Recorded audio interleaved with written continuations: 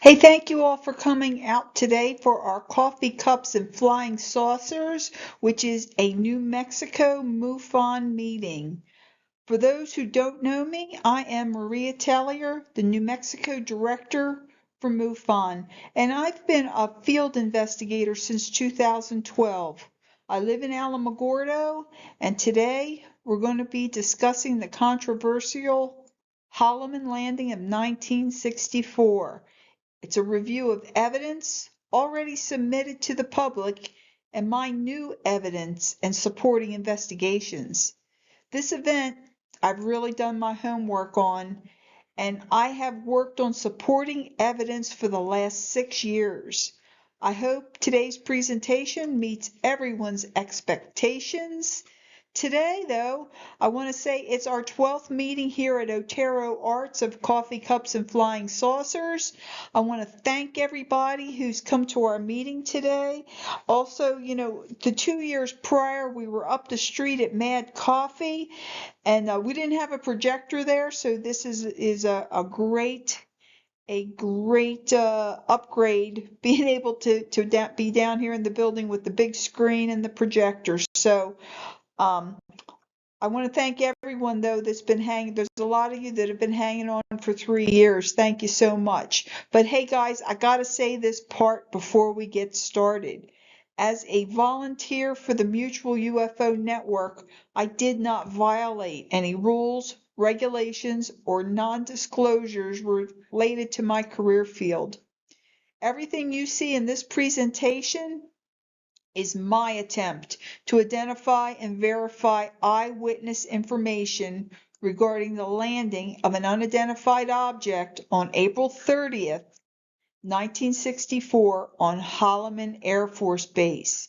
All maps, pictures, buildings, and roads that you see in this presentation are common knowledge and are accessible via the internet, public library, newspapers, and areas that are open to the public. Here we go. Today we're going to look at all the evidence regarding the Holloman Landing. I've confirmed the new evidence received in 2019, and we're going to discuss where it fits in with what we already have been told from various investigators and sources throughout the years. It has been discussed by many, many investigators with numerous efforts to authenticate the landing, the date, and the details. On this slide, you will see the names, locations, and references related to our discussion today.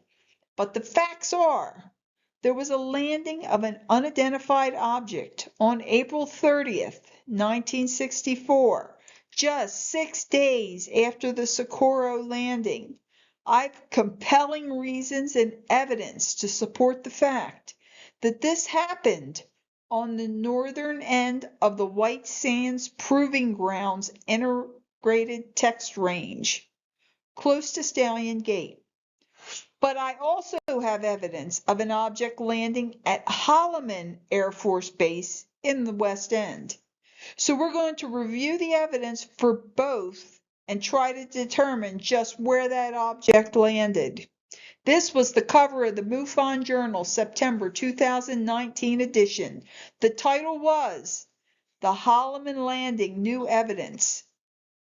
The MUFON statewide chapter meeting was held April 2019 at the Alamogordo Library by Don Burleson, who was the New Mexico MUFON state director at that time. He was presenting new evidence he had uncovered in his investigation regarding the 1964 landing. That day, there was an attendee in the audience that handed Don evidence he wasn't expecting. That's the day the Mars Shack came into the discussion regarding the Holloman investigation. It hadn't been mentioned by any other investigator or reporter to that date. You're going to hear me talk a lot about the Mars Shack on Mars Street. So just what was the Mars Shack? The Military Auxiliary Radio System, MARS. It's a DoD program that used licensed amateur radio operators to provide communication support. Mars is used for emergencies, disasters, and other situations where normal communications are impaired. It was critical during the Vietnam War and is still used in many natural disasters, hurricanes, earthquakes, in areas that just don't have satellite capabilities. Every military base had a Mars shack. It was where military personnel who were overseas or far from home could call their family members and did not have to pay long distance charges. This was before there were cell phones, and calling on a landline at that time incurred large long distance charges. Military members could go to the Mars shack on base and phone home. To prove my case today, I'm going to show how I linked the Mars shack to building 930 and why I am quite certain they're the same building. This is an overview of the area we're going to discuss today. In 1964, White Sands Missile Range was called White Sands Proving Ground. The map on the left shows how large White Sands Missile Range is, 3,200 square miles, or 2.3 million acres. It's the largest military installation in the United States, 17% of all Army land area. It encompasses 5 counties in New Mexico. It expands out an additional 7,500 square miles of restricted airspace. I just want everyone to realize how much land mass we are discussing here today. My little arrow points to Stallion Gate, that is nearest to the atomic bomb blast site, Trinity. The Trinity site is 25 miles from Stallion Gate. The second arrow, the yellow arrow, is pointing at Alamogordo, which is next to Holloman Air Force Base, which is that blue blob next to it. The map on the right-hand side of your screen is a detail. The box at the top is showing where the Socorro Landing of April 24th, 1964 was. The orange star, again, is Stallion Gate, Trinity. And then at the bottom, the yellow star and the blue area is Holloman Air Force Base.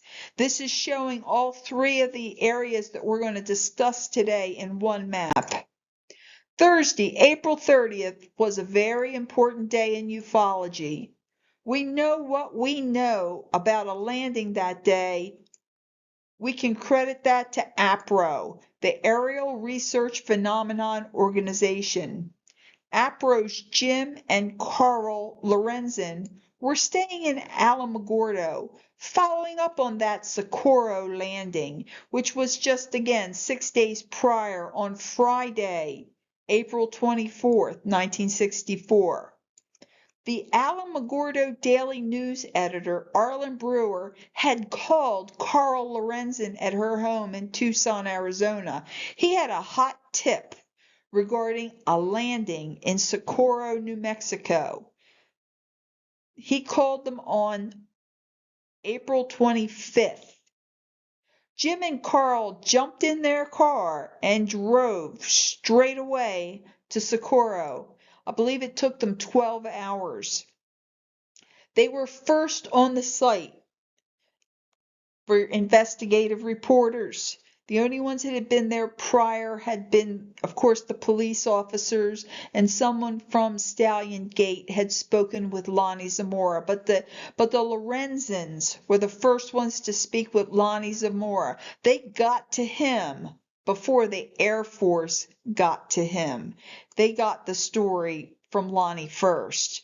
A deluge of reporters and UFO investigators soon began to show up in Socorro. They walked all over the evidence. They destroyed a lot of the evidence and then they just left, leaving after they got their version of the story. But Jim and Coral stayed. They stayed to follow up on other sightings in the area and to follow up on that story because that's what good investigators do. They had many contacts in Alamogordo, and on Thursday the 30th, the next week, 6 days later, they started getting contacts about another landing. This one was in the North Range near Stallion. On the screen is the conversation that was overheard by Carl Lorenzen's gate contact and Terry Clark, the local radio station operator. He had a ham radio operator friend, and it was regarding an object a B-57 pilot saw while flying over the proving grounds that day. Carl Lorenzen's contact, a White Sands employee who was an FPS-16 radar operator, he had called Carl on Thursday afternoon to tell her about something landing on North Range. He told her it was unclassified and everyone was talking about it. She called her buddy Terry Clark over at radio station KALG, and Terry was shocked that she already knew about the landing. And he told her about his friend who had called him that morning regarding overhearing a conversation on the airwaves between a B-57 pilot and his tower contact. Thursday evening, another report came in, this time to Jim Lorenzen. He had spoken with a Holloman tower contact from the flight line at Holloman, who told him about an object on their radar earlier that same day. So on Thursday, April 30th, people on and off base were talking about another UFO landing that was viewed by multiple witnesses.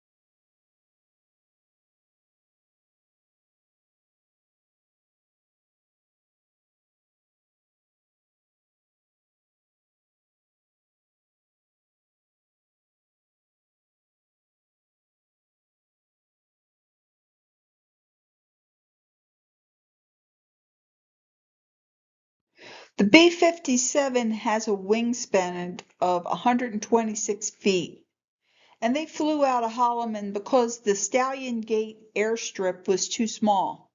This explains why the pilot could not turn around quickly and get that aircraft back to the proving grounds.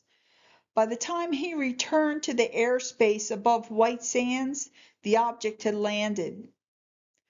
Coral's radar operator contact also had told her there was a digital track recording, an audio recording. It ran simultaneously while the radar was also recording.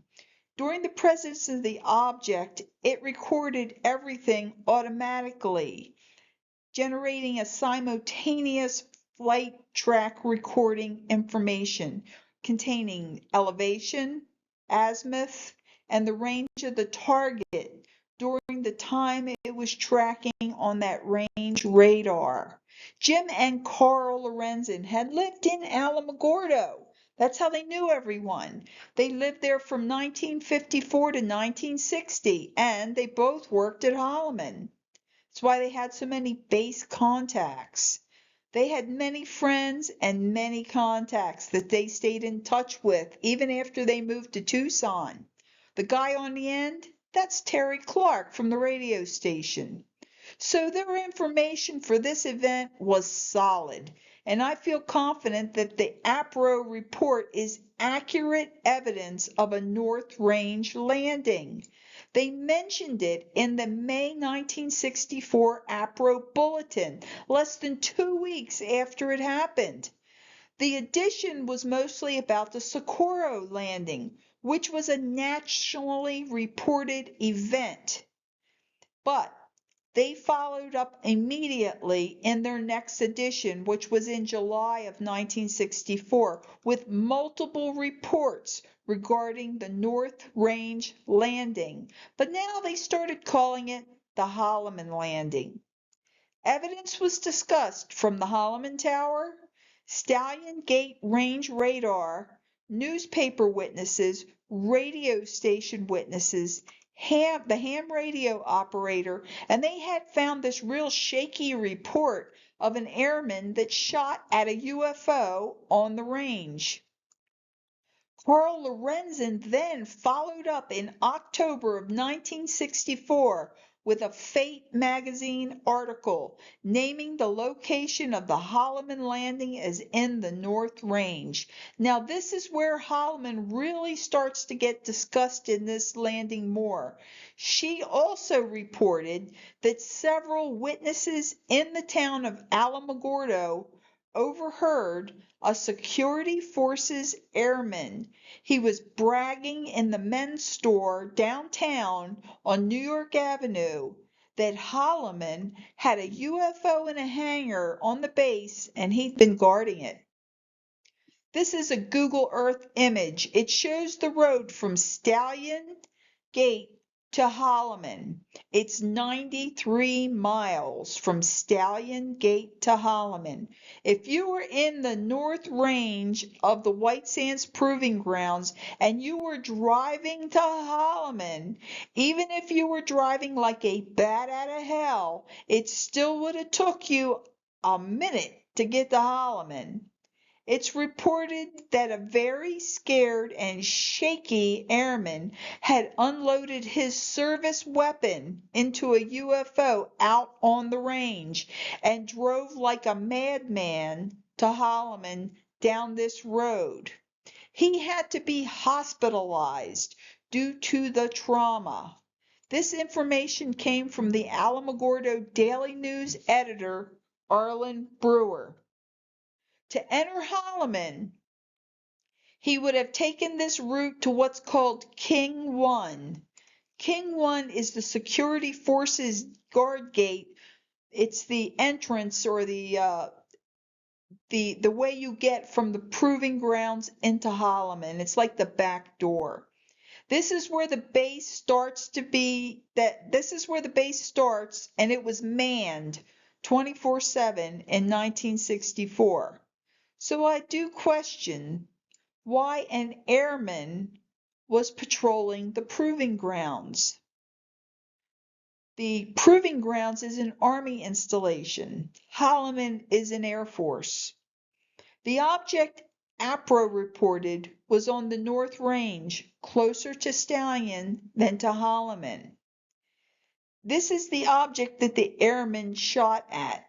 Not knowing operational procedures for 1964, how far-fetched would it have been for a Holloman security guard's airman to be patrolling the White Sands Proving Ground on an Army base?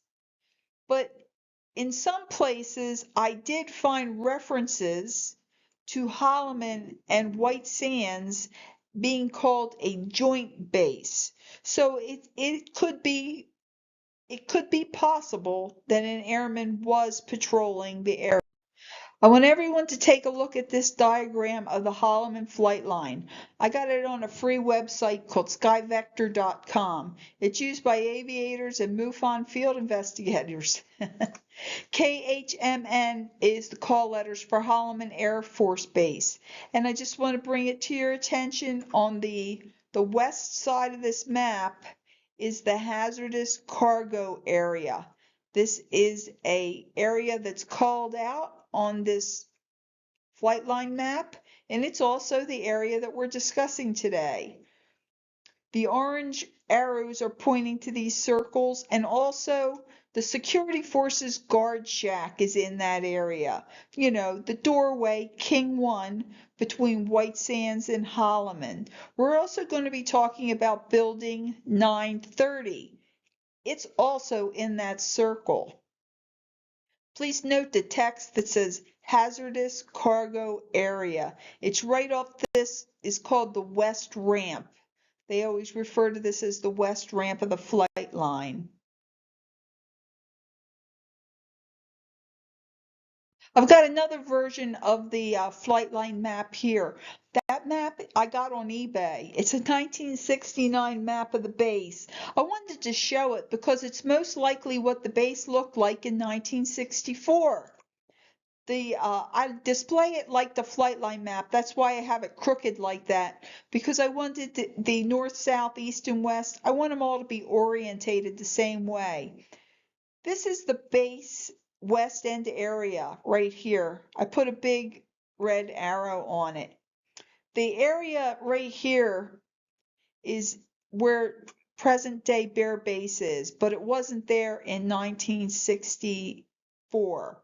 Bear Base was not part of Holloman until 1972. I also, in that big red arrow, it says observatory.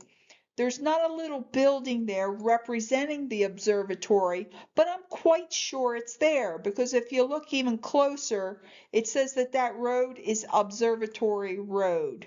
So the west end of Holloman in 1964 was a utilitarian area. It was it had the water treatment plant, the sewer treatment plant, and there wasn't a whole lot of infrastructure out there.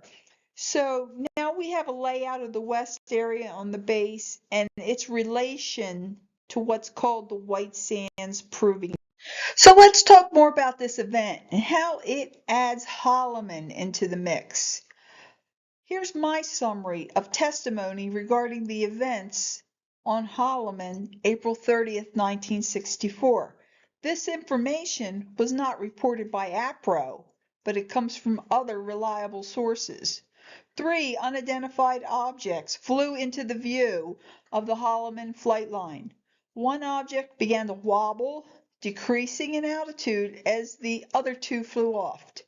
The object in distress hovers 10 feet off the ground for a few minutes before it lands. 3 extraterrestrials then exit the craft, and they were transported through Area King 1. There they meet and they communicate with officers, 2 NCOs, and 2 scientists. Eyewitness reports and testimonies indicate that the visitors were eventually taken to Building 930, known then as the Mars Shack. All or part of this interaction is recorded by 2 base film crews who were in the White Sands Proving Grounds that day recording a Titan missile launch. Now, who was the sources of this information? Well, our first source was Dr. Jacques Vallée. Vallée discusses the Holloman Landing a lot in his book Revelations, which was published in October of 1991. In a discussion with Dr. John Lear, who's a former pilot and CIA operative, he pointed out to Dr. Vallée that the first communications between aliens and our government took place on April 30th, 1964. At Holloman Air Force Base in New Mexico. In Vallée's book Forbidden Science, Volume 2, which was published in 1996, he speaks a little more about the Holloman Air Force Base landing, discussing and adding that there were 3 occupants that had supposedly come out via King 1, but they went to building 830. Which is right off the west ramp on the Holloman flight line. It was reported that items were unloaded from the UFO there. Now this does back up APRO's report of a security forces airman who is bragging about guarding a UFO in a hangar on Holloman. Vallee's book continues, saying that the three aliens were then taken to Building 930 on Mars Street. They remained there for 2 or 3 years, allegedly, helping the United States decode space messages from other alien civilizations. Back in the book Revelation, the drawings that we saw on the previous slide, they were from a broadcast in 1974, which was a documentary, UFOs Past, Present, and Future. So, did Vallee get this detail from the documentary, UFOs Past, Present, and Future? Or did the director of the documentary, Robert Emenegger, get the information from Vallee? The Holloman Landing was to be the smoking gun in Robert Emenegger's documentary, UFOs Past, Present, and Future. This TV documentary was going to prove beyond a reasonable doubt that we were being visited by extraterrestrials. The documentary was sanctioned and facilitated by the Republican Party and the DoD, who gave Emenegger and his film crew complete and total access to any DoD facility they wanted to visit and film. Their only request to Emenegger was to present the information in a way that does not panic everyone, but helps to prepare them. They wanted the military shown as being able to communicate and interact with these visitors in a friendly way. Emenegger and director Alan Sandler had viewed the original 600 feet of footage that was recorded by the Air Force film crew that day. The footage was going to be presented in that documentary as, this is what happened in the desert on Holloman Air Force Base. But the promised original film was withdrawn for use at the last minute. A cartoon of the actual landing as the directors remembered it was made and placed in its and presented in its place of the original footage. This part of the documentary was changed and now it was presented as, what if this happens in the future? So I'm going to show the part from UFOs Past, Present, and Future that was regarding the Holloman incident. It's 4 minutes of footage, and I don't know if you guys recognize this or not, but that's Rod Sterling from the Twilight Zone. So I want to show this clip to you guys right now. Hope it plays. Hope it plays. Do inhabit other sectors of the universe, then it's quite probable there will come that day, that moment in time, when official contact will be made. Let's look at an incident that might happen in the future, or perhaps could have happened already. The premise is that contact is made by extraterrestrial beings with representatives of the United States Air Force at Holloman Air Force Base in the deserts of New Mexico. The day is clear. It's about 5:32 a.m. at Holloman Air Force Base. Traffic light. One recon plane is on the field ready for takeoff when Sergeant Mann is given a report of an approaching unidentified craft. Yeah, Bill, no, nothing on the radar. I'll repeat it again. Unidentified approaching objects on coordinate 49er, 34 degrees southwest, following Lincoln or Can I go northeast, turn with John Hill? Probably a stray civilian, maybe. Keep me informed. 142, turn left. I see him over there. Check with Edwards. Make contact with him, Bill. This is Holloman Air Force Base Control Tower. Identify yourself. What's your tail number? You're encroaching on military airspace. Warning, identify yourself. You're in a restricted military air corridor. Call the base commander. Base Commander's Office, Sergeant Whitmore speaking. Yes? Yes, hold on. Colonel, for you. This is Colonel Horner, yes? Yes, an unidentified vehicle. You warned the aircraft again? 142, turn left. What's its shape? Radar contact. Check Edwards. Civilian patrol? Okay, all right. Sound a red alert. Unidentified craft approaching. Hey, Bill, give me a quick check with Wright Patterson Intelligence. There may be an experimental craft from somewhere, I don't know, here. Alert the fire chief and security and safety.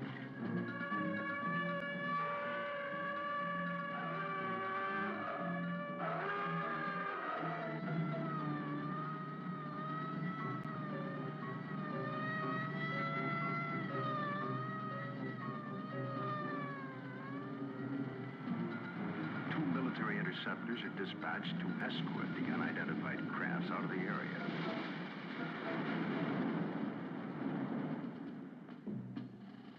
During a routine photographic mission, a tech sergeant and staff sergeant of the base photographic team were aboard a helicopter at the time and run off several feet of film of the three objects, one of which breaks away and begins a descent. A second high-speed camera crew on the ground runs off approximately 600 feet. The cameras continue to roll as the extraordinary vehicle comes into view. It hovers, almost silently, about 10 feet off the ground for nearly a minute and yaws like a ship at anchor, then sets down on 3 extension pads. Commander and 2 officers, along with 2 base Air Force scientists, arrive and wait apprehensively. A panel slides open on the side of the craft. Stepping forward, 1, then 2, and a third, what appear to be men dressed in tight-fitting jumpsuits, perhaps short by our standards, with an odd blue-gray complexion, eyes set far apart, a large pronounced nose. They wear a headpiece that resembles a rope-like design. The commander and the 2 scientists step forward to greet the visitors. Arrangements are made by some sort of communication, and the group quickly retires to an inner office in the King 1 area. Left behind stand a stunned group of military personnel. Who the visitors are, where they're from, and what they want is unknown.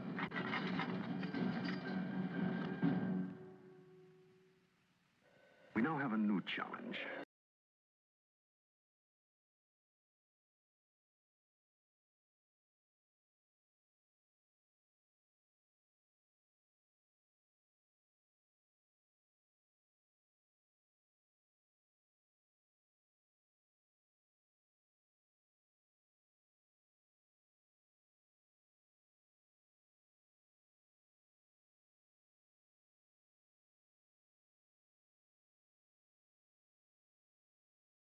This picture you see is rumored to be the only actual footage that they were allowed to use, and it was just declassified. That ridge you see in the background, that is the Sacramento Mountains in Alamogordo. So it is possible that the recording that APRO discussed, that digital audio, may have been used to or heard by Emenegger, because he discusses in his documentary that you hear the time call out, 5:32 a.m., the direction that the objects approach from. It says 2 planes were dispatched. You know, remember that Fate magazine article that Carl Lorenzen had done in October of 1964? She said her Stallion Gate contact verified that there was an audio made while that object was in their presence. So, you know, Norton Air Force Base, where Emenegger and Sadler were, they were all the films from the Air Force were kept and archived.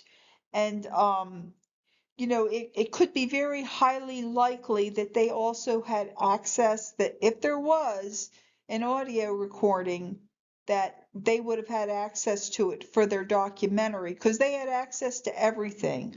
And I just want to give you guys a note. This is the Sacramento Mountains, which are in Alamogordo. If the Emenegger documentary had been about a landing in the North Range, the mountains you would have seen in the background of this image would have been the Oscura Peaks or the Capitan Mountains, or even Sierra Blanca, you would not have seen the Sacramento. This picture you see is rumored to be the only actual footage that they were allowed to use, and it was just declassified. That ridge you see in the background, that is the Sacramento Mountains in Alamogordo. So it is possible that the recording that APRO discussed, that digital audio, may have been used to or heard by Emenegger, because he discusses in his documentary that you hear the time call out, 5:32 a.m., the direction that the objects approach from. It says 2 planes were dispatched. You know, remember that Fate magazine article that Carl Lorenzen had done in October of 1964? She said her Stallion Gate contact verified that there was an audio made while that object was in their presence. So, you know, Norton Air Force Base, where Emenegger and Sadler were, they were all the films from the Air Force were kept and archived. And you know, it could be very highly likely that they also had access, that if there was an audio recording, that they would have had access to it for their documentary, because they had access to everything. And I just want to give you guys a note. This is the Sacramento Mountains, which are in Alamogordo.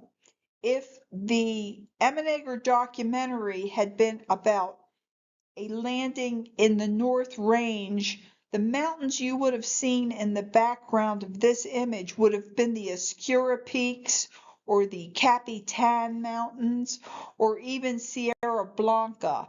You would not have seen the Sacramentos if they were recording in the North Range. So, I mean, I like to hear it from the horse's mouth. In 1988, Paul Shartle and Robert Emenegger were interviewed by Mike Farrell. Yeah, he's that guy from MASH. He was one of the MASH doctors. So I'm going to show that clip, and you can hear it yourselves. Emenegger, and former security manager and chief of requirements for the audio-visual program at Norton Air Force Base, Paul Shartle.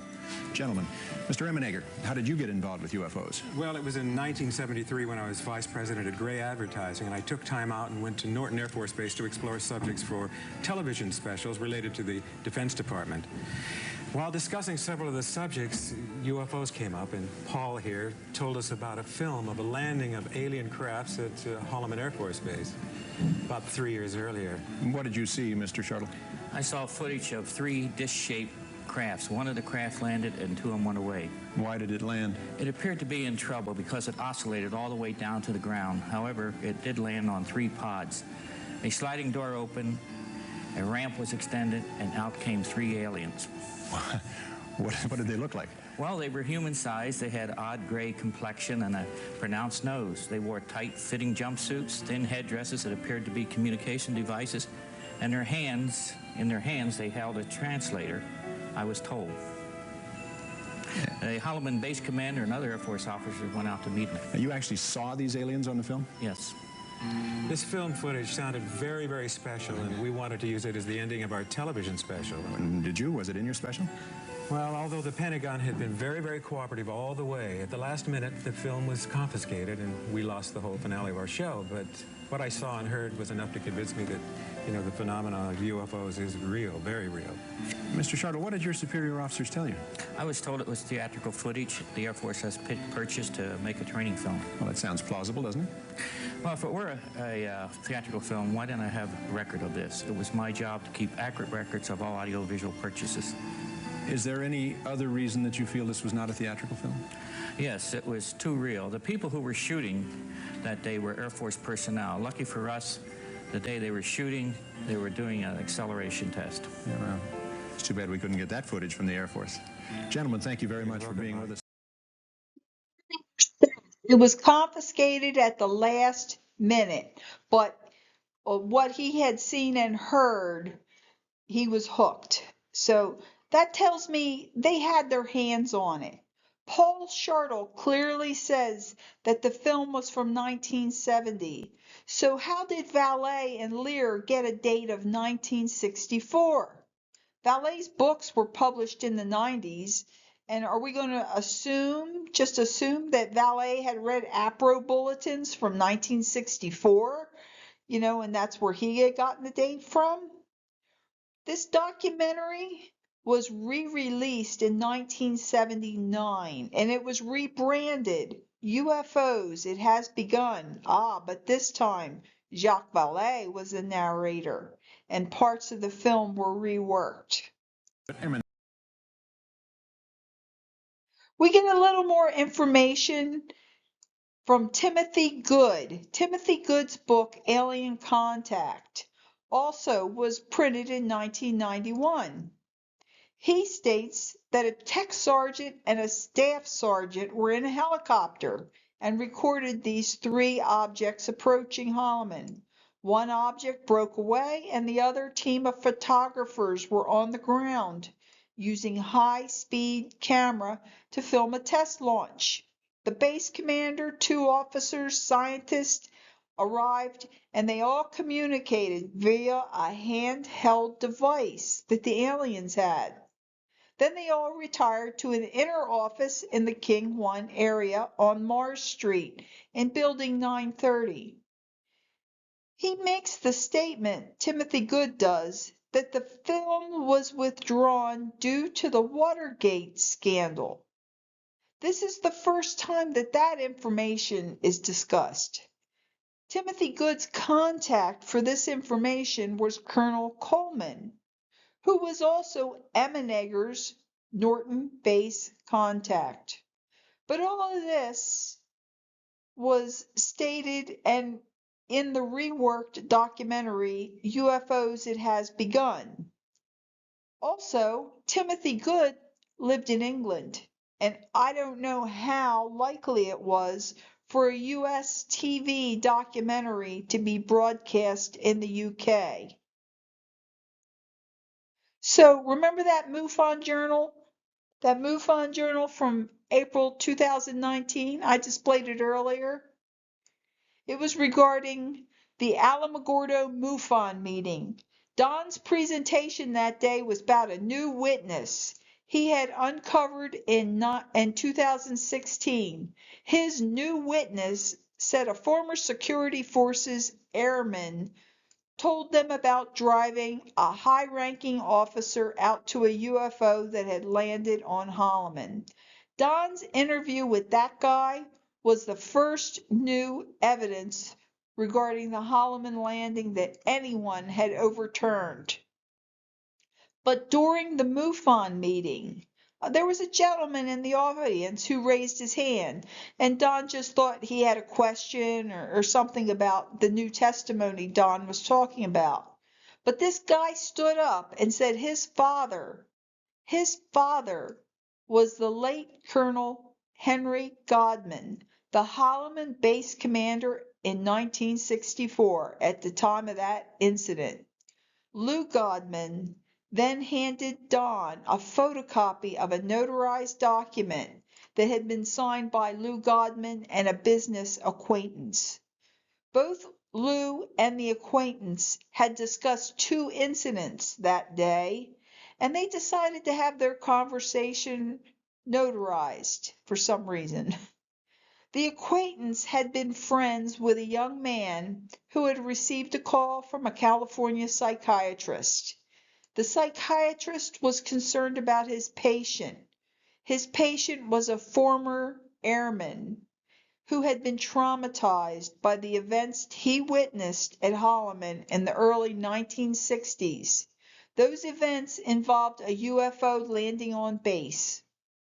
The young man that received that call was the son of the late Dr. Ernst Steinhoff, who was said to have been somehow involved in the event. Dr. Steinhoff and the base commander, Colonel Godman. The psychiatrist had called Steinhoff's son, trying to find if somehow this information could be true, He was trying to treat the patient as best he could. And Dr. Steinhoff's son told the psychiatrist he had no information or memories of his father ever discussing this event. He actually said that his father never discussed his work at home.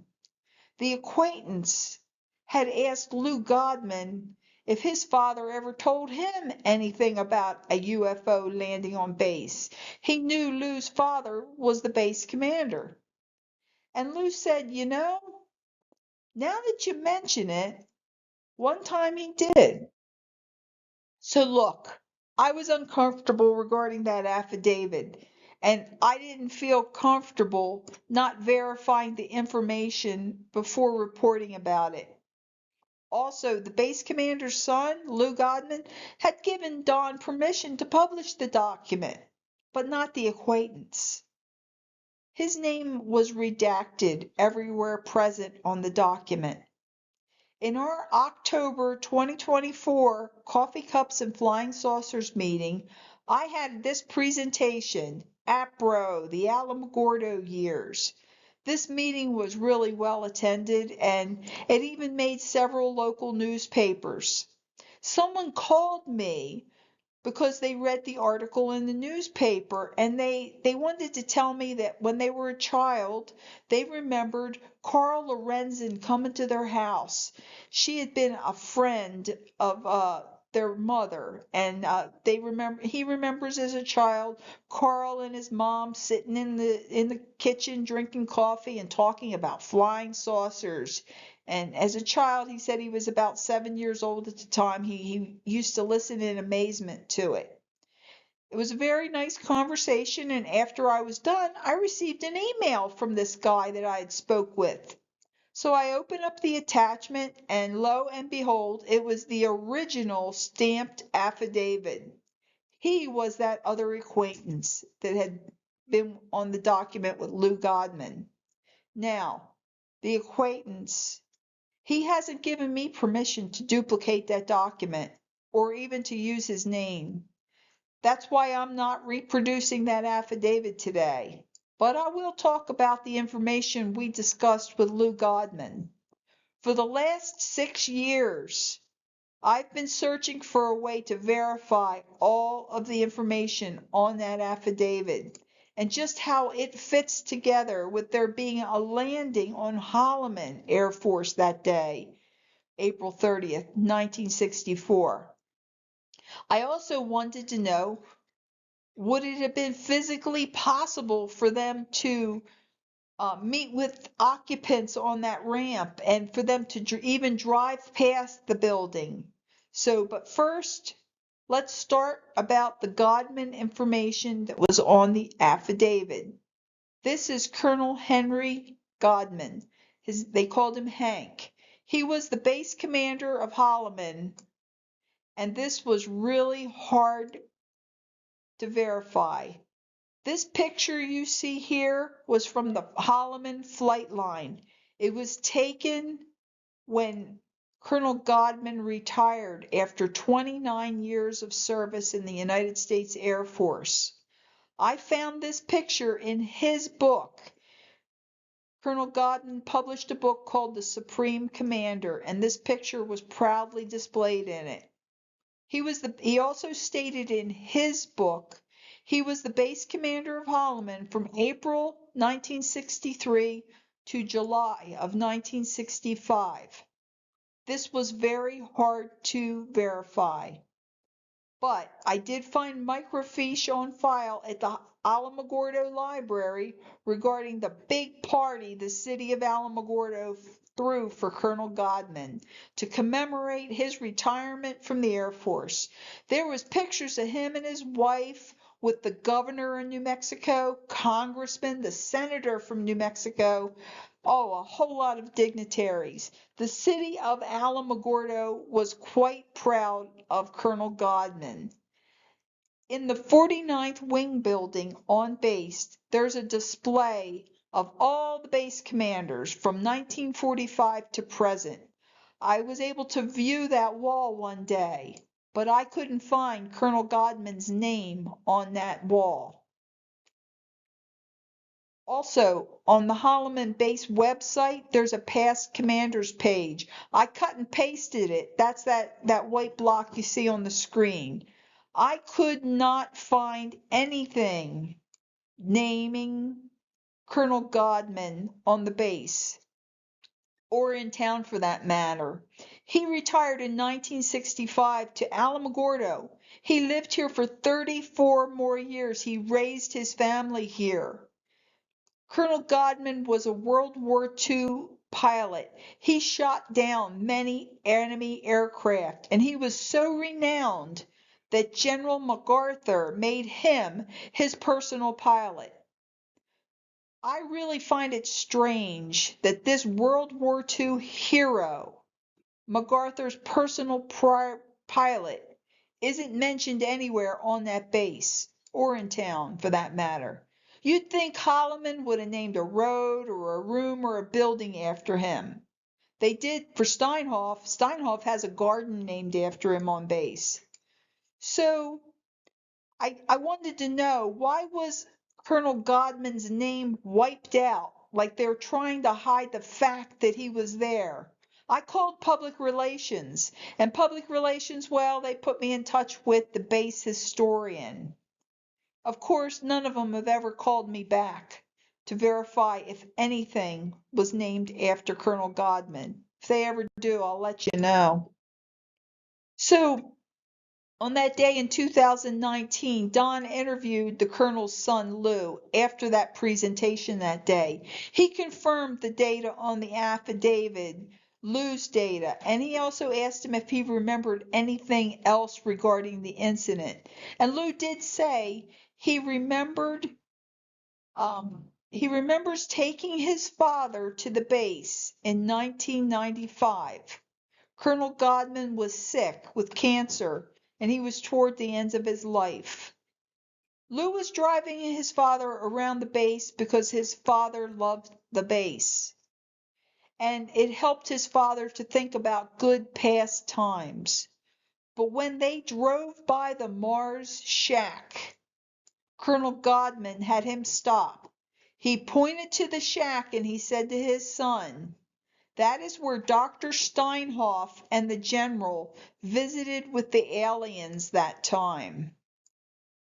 Lou said he was taken aback, and he thought that maybe the medication his father was on was making him just like a little simple, because in 1995, Lou didn't know anything about the Holloman Landing, and what his father said was really out of the blue, because he also had never discussed anything like that before. The affidavit we're discussing today was dated July 27th, 2011. When Lou heard the story about the psychiatric patient from his acquaintance, and this psychiatric patient had remembered by name Colonel Godman and Dr. Steinhoff meeting with aliens from a landed craft on Holloman in the early 60s, Lou put two and two together, telling the acquaintance about his father's story and what they discussed that day in 1995 driving around base. Don had, like it said, had asked him, do you remember anything else about the time?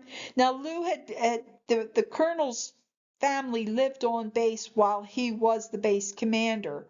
And he does remember one time the red phone. They had a red phone that very important, and it rang one time. His father answered the phone, and he ran out of the house. Lou said he was around 6, and he remembers when his father returned.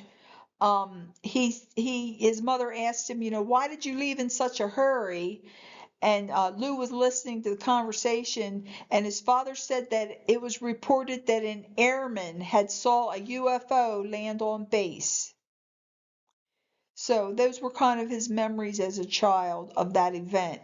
In 2019, he saw my advertisement for the MUFON meeting at the library on Facebook. He attended just because he wanted to learn more about the event. The information you see on the screen I found regarding Dr. Steinhoff was found at Branson Library at the University of New Mexico at Las Cruces.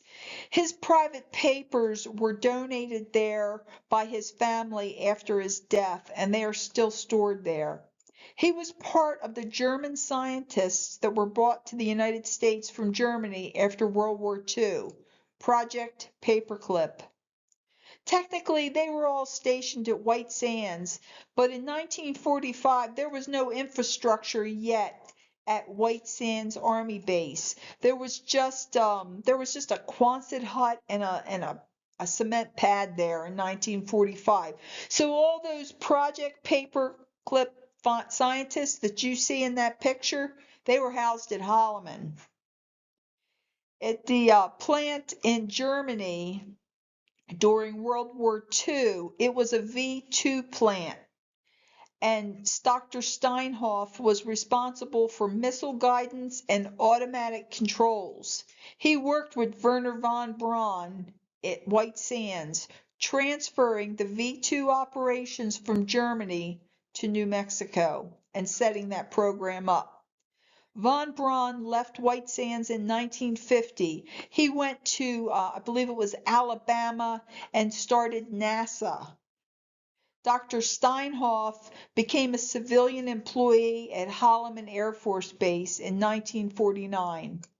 He is listed as the chief scientist for the Air Force Missile Development Center, AFMDC, and he was chairman of the steering committee. I looked up what the steering committee was, and it is listed as being a working group on extraterrestrial resources. He worked at Holloman from 1949 to 1972 as the chief scientific advisor and technical director for missile flight guidance control. I am certain if there was a UFO on that base in 1964, Dr. Steinhoff was there. So I still wanted to confirm the evidence presented in the affidavit. In 1995, was it physically possible for Lou Godman to have driven his father, Colonel Henry Godman, past the Mars Shack? Yeah, it could have, if the Mars Shack and Building 930 are one and the same. I took this shot from Google Earth just to show you. 49er Avenue down at the bottom, that comes in off West Gate, off Route 70. The yellow line you see is on Route 40, is on 49er. They turn to the west on what is now called Kelly Road to Hale Road. And then that cutout, that jog you see, that's where Building 930 is. In 1995, when Lou and his father were driving around, Bear Base, all those buildings you see in the middle, they would have been there. But in 1964, they were not. There was nothing there but desert. The buildings on Hale Road at that time in 1995 were still operational. I know in this shot they're all tore out except for the one on the end, the Hydrazine building, Building 919. The flight line you see on the right side of the map, that's called the West Ramp. It's the hazmat loading and unloading area. So now Building 930, here's more of a detail of it. And this is what I've determined to be the Mars Shack. This is the best shot I could find of Building 930. It was in Google Maps from 2016. You can clearly see the big fence around it. There's 2 guard shacks on it. You see the big telephone pole there out in front. And then there's another guard shack even in the northwest corner. That pole and everything you see there was there in 1964. Valet and Good talk about Building 930 on Mars Street. The road was called Mars Street then. Remember that map from 1969? Yeah, it was on it then. It's now called Hale Road. The image at the very bottom of this in the brown color, that's what this area looks like today. The building's gone, the guard shack's gone. I know in this picture you can see the fence, but the fence is gone. I drove out to this area in February 2025. Even the pole is gone. The only thing on that lot now is a bunch of stones. All the buildings in the front of it are gone, except for the one on the end, 919, the Hydrazine building. So how do I know building 930 was the Mars Shack on Mars Street? Well, in 2023, I was discussing the Sac Peak facility with my coworkers one day at work. The Sac Peak facility is a frequency monitoring station. It's up in the Sacramento Mountains, and it has two big wooden antennas, and they're highly visible from town. I was talking about a MUFON case, and somebody saw the lights of these towers, and they kept seeing them every night. Well, yeah, they come on every night because they thought they were UFOs, but really, I explained to them that they were part of the Sac Peak facility. I had a coworker who was standing there who was overhearing my conversation, and he interjected. He said, "I know exactly where you're talking about because I'm a ham radio operator." He told us all about his radio operator group. They meet up in Cloudcroft, which is near the Sac Peak facility. Of course, my spidey senses being up, the conversation led me to ask him if he knew what MARS, M-A-R-S, stood for. Well, of course he did. He explained what MARS was, the Military Auxiliary Radio System. He proceeded to tell me there was one on base, and the conversation led to this statement, and I quote, "I had the Mars shack removed, and there is just a pile of rocks there now that will not be moved for 100 years. I'd been looking for the Mars shack since 2019. His statement that day led to one realization after another as to where the building was and how it was most likely the location of the aliens from the 1964 Holloman Landing. So me and Google Earth took a screenshot of building 930, as close to the date as I could find when Lou and his father would have driven by. This shot you see is from 1996. So Lou and his dad drove by there in 1995. You can see the shadows, the black shadows from the sun going across on that building and the buildings across the front of it. There was no fencing really around the other buildings at that time. That was October 6, 1996. This is the last good image I could find of the building. That black shadow is really just the sun shadow. It's nothing being blocked out. The sun goes east to west across the front of that building, and it puts that shadow you see there. I worked with an airman who patrolled this area, but he always patrolled it on the outside of those gates because airmen, patrolmen were not allowed inside those gates, even if an alarm went off. That facility was guarded by a private contractor who worked for the Department of Energy.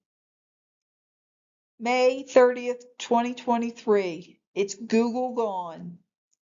In June 24, someone I worked with drove out there because they couldn't believe it. They had patrolled, the guy who patrolled that building, he couldn't believe it was gone. He drove out there and he said he did donuts in the parking lot. He couldn't believe he'd never been allowed inside that building and everything was gone. The fence remained then, but it's gone now. So what happened to the building? What happened to that building? I'm pretty sure I'm very sure I had made the contractor access badges for a group of individuals that were talking about this project in my waiting area. Please remember where I worked, it's off base. It's open to the public. Anyone can walk in there, has a big waiting area, and people were talking, and I chit chat with them while they're waiting. So these people really complained a lot. They were complaining about the heat and they were asking me, why is it so hot? It's like 110. Yeah, we live in the desert. That's the way it is here. They were complaining about the working conditions. They were complaining about the restrictions they had to follow while removing a building. They told me all about the tented area with double clean rooms. They said they had to shave off their facial hair. They had to wear full hazmat suits and full face respirators while they worked in this terrible heat. And then how I really remember them is because they came back. I had to see them again. Originally, they had had base access of 0600 to 2100, but they all had to get their badges reprinted because they needed 24-hour access. They came back, they were just mad as hell. So I asked them, why did they change your access? Because they said they had to remove everything at night so no one would see what they were removing. They told me this while I reprinted the badges, and they continued to bitch about the heat. So I'm going to assume they were here the summer prior to 2023. They were probably here in June and July of 2022. That is the hottest part of the year here in our desert. Now, do you remember that guy? The guy that was overhearing my conversation and jumped in to tell me about the Mars Shack? The guy who said the Mars Shack was gone, it's now covered with rocks. He was the guy who authorized that hour change on all those badges. And what about the rocks? Where are the rocks coming from? Here's my map explaining just where. I'm going to start with the dump site, the big yellow box at the bottom. Trucks were hauling debris from the east side of the base where they were tearing down the old middle school. They drove down Observatory Road to a staging area. Now, Observatory Road was never attached to Hale Road or to Mars Avenue. That they always had desert in between them, but now it's a big dump site. It's a big dump site of all the concrete from the middle school. Also there is an impact crusher. The impact crusher is running and it's crushing those big chunks of concrete into little small stone-sized pieces. There's a big belt that they throw the stones on, goes up in the air, and it drops it into a big pile of stones. Also, there are trucks of stones coming the other direction, across 49 or past Bear Base and up Hale Road, the old Mars Avenue. These are stones from AgTech, which is in La Luce. The stones come in from Route 70 via the West Gate. They turn and they dump all those stones, which get loaded onto the belt and goes up into the big debris pile of stones. I still see those dump trucks coming now and then, and they are encompassing the entire area where building 930 and those buildings that were in front of building 930. And I know that those trucks are coming from AgTech because one day I followed them just to see where they were going, and they went back to the quarry. These images I found online that I was telling you about. I wanted you to see a picture of the impact crusher, the belt, and the big piles of stones. This is very, very similar to what I saw back there when I drove back there. There's currently 3 huge rock pyramids. I say they look like the pyramids of Giza. They're so tall. They're visible from 49er. When you come in 49er and you're driving north, if you look to your west, you can see them just in the area there. They're really, really very large. So during my investigation, I feel I've confirmed that Building 930 was the old Mars shack. And now there is a pile of rocks there. But why? Why cover that area with so many stones? Look, is it a coincidence that the old Mars shack, Building 930, became the Department of Energy building, where you needed a Q clearance to enter the compound? Is it another coincidence that that area is next to Holloman Lake, which is now under state and federal investigation due to the high levels of cancer-causing PFAS chemicals? The New Mexico Environmental Department tested a rat that they caught at Holloman Lake. It tested 900 times higher for the level of PFAS chemicals that is considered safe by the Federal Environmental Protection Agency, the EPA. But there's other evidence regarding the Holloman Landing. There was a MUFON report 55261 from an airman stationed at Holloman Air Force Base in the 80s. He said the base commander that he had done him a favor, and him and the base commander in the 80s became friends. And the base commander told him one day, in 1964, I was just an airman, and we had a UFO land, exchange occupants, and other things. He said he saw all this, but he asked the airman not to ever tell anyone, because he would deny it. It would hurt his career. So he wanted the airman just to know that UFOs were real and the government doesn't want people to know about it. In 2019, MUFON State Director Don Burleson had uncovered testimony from a former airman stationed at Holloman who was under psychiatric care regarding memories that were coming back to him regarding a UFO landing on base when he was stationed at Holloman in the early 60s. In the Wilson Davis memo, the Holloman Landing is discussed by several people.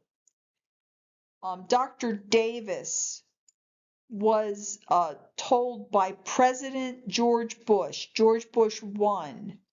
He acknowledged to Dr. Davis the event on Holloman that day, and he told Dr. Davis that the security was obscene. Documentarian James Fox also has several recordings with Emenegger, Sadler, and Shartle before they died. James Fox interviewed them. James Fox is very interested in this Holloman event.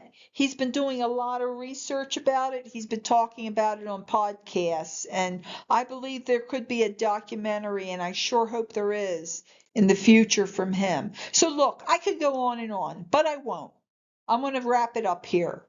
When I started, I said I have compelling reasons and evidence to support the fact that an unidentified object landed in the north end of the White Sands Proving Grounds, close to the Stallion Gate, on the morning of April 30th, 1964. I truly believe APRO's reporting of that landing is more than enough evidence to support that statement. But I also have evidence of an object landing at the west end of Holloman Air Force Base on the same day. There is evidence that supports that from Robert Emenegger, Dr. Jacques Vallée, and Colonel Henry Godman.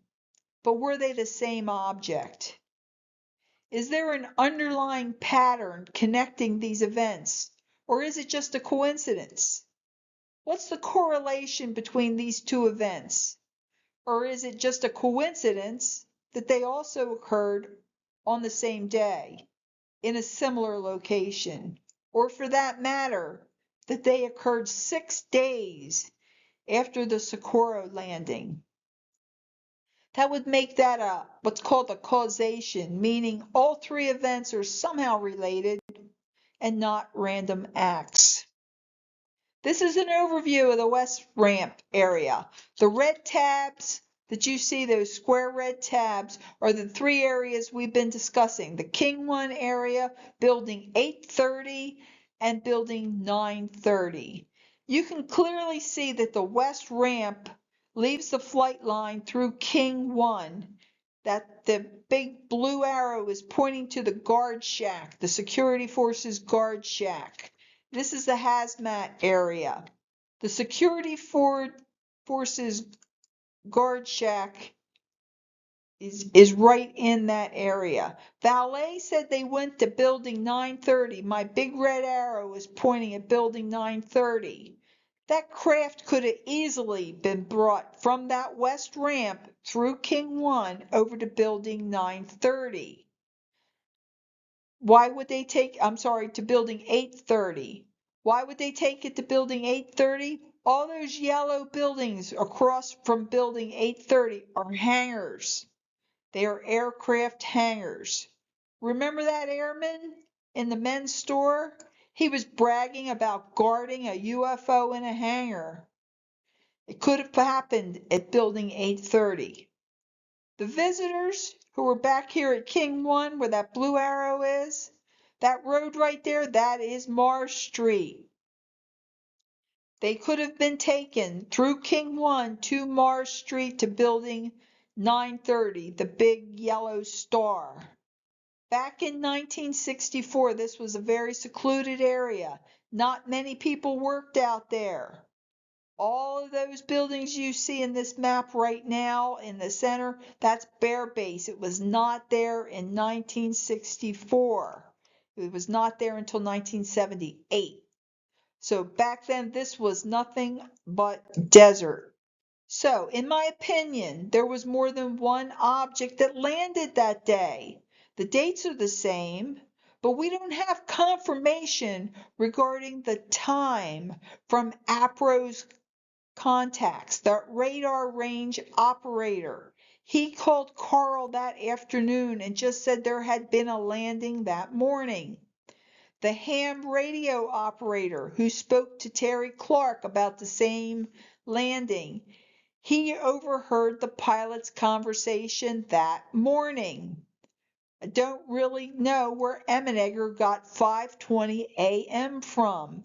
He used it in the documentary, but I don't know where it came from. But I do believe the shapes and the color of the object are close enough to say they were similar.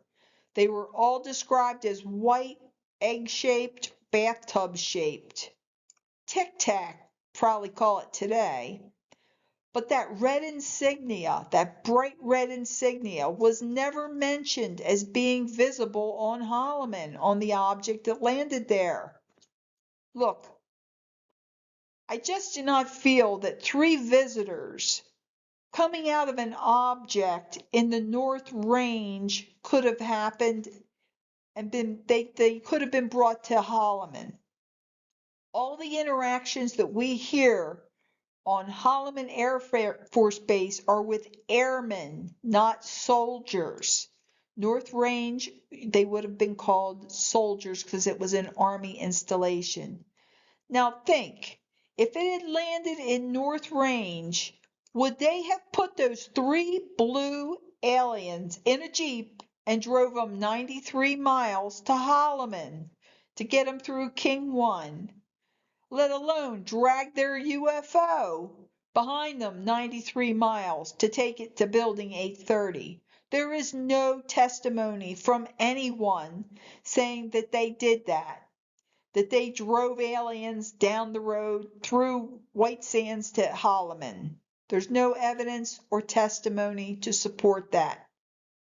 But I do believe APRO's evidence that there was a landing on North Range of one egg-shaped object with a red insignia on its side. because this was recorded by the radar control, and all of Stallion Gate was talking about it. They lived in town. They talked about it in town. But I also believe there was a landing near the west ramp of Holloman. The affidavit from the base commander's son. Valet's book Revelations.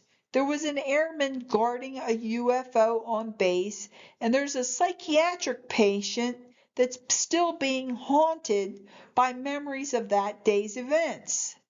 Think back to the documentary, the testimony from Emenegger and Shartle.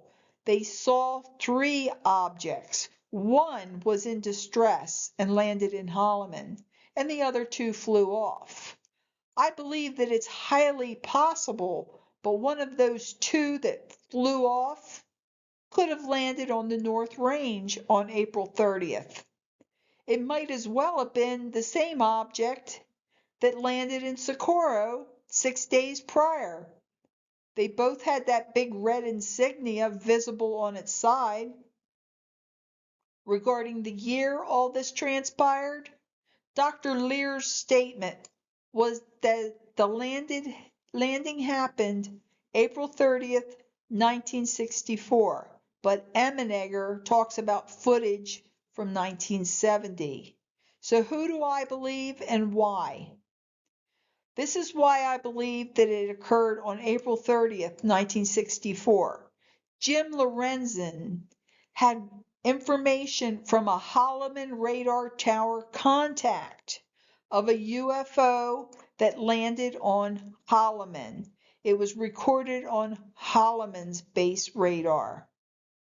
The next week, a conversation was heard downtown from an airman guarding a UFO in a hangar on the base. It was reported to the Alamogordo Daily News editor, Arlen Brewer. Now, he didn't publish this, but he did tell the Lorenzens about it at APRO. Lastly, we have the statement from Colonel Hank Godman, the 1964 base commander, who told his son that he saw the aliens meet with Dr. Steinhoff and the general at the Mars Shack. I think my evidence supports the APRO reports, Valet's book, Timothy Good's books, all regarding the event. I think it only makes their statements stronger. My reporting of the base commander's identification of the Mars Shack and tying that to Building 930 is new evidence in this case. I believe there's a lot more of it out there, and I just hope we all live long enough to get all the facts regarding that day in New Mexico's history. There's far too many military-related incidents regarding unidentified objects where the real eyewitnesses are dead. It's like the Air Force waits them out. They know they're going to eventually die. The only thing we really have left is to follow the trail of evidence that's left behind. Today, I feel I have submitted enough evidence to support a fact that there were 2 landings on April 30th, 1964. One in the North Range, Wismar, and one in the west end of Holloman on the flight line. I want to thank you all for listening to my presentation today. It was a great honor to have you all turn in and see what was going on back on April 30th, 1964. Please be kind to our sponsors, Otero Arts, the Daylight Donuts, our buddies over at Daylight Donuts who helped us out today, Climate Heating and Control, who hooks us up from time to time. Coffee Cups and Flying Saucers is on the 3rd Saturday of every month at 11 a.m. It's free as me, and it is open to the public to attend. I also have it on Zoom. So thank you and have a good day.